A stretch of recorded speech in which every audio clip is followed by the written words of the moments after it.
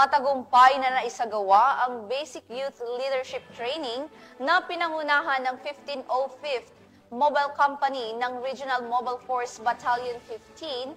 Ang aktibidad ay naghatid ng lectures patungkol sa effective communication and leadership, time management strategy, safe and mental health awareness at iba pa. Layunin ng aktibidad na ito na magbigay ng inspirasyon at hubugin ang mga kabataan upang maging mga responsableng mamamayan ng ating pamayanan.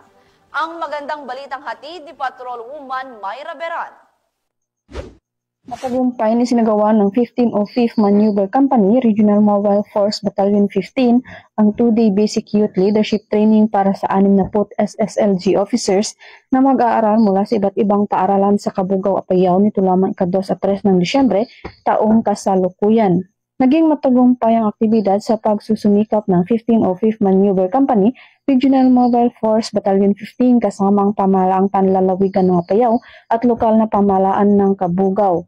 Itinampok sa aktibidad ang pagbabahagi ng lectures tungkol sa effective communication on leadership, time management strategy, safe at mental health awareness, leadership on youth empowerment and education, BOWSI, anti-criminality, anti-illegal campaign, anti-terrorism awareness. Kasabay nito ang sentralisadong implementasyon ng sulat kamay o signatures campaign at ang team building activities.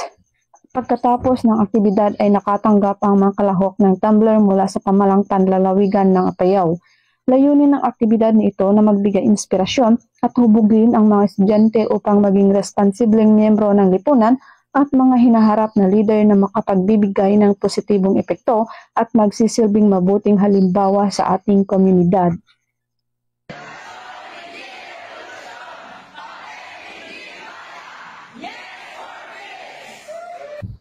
Mula dito sa Apayao, ako ang inyong PNN correspondent, Patrolwoman Mayra Beran, alagad ng batas, tagataguyod ng Balitang Pulis.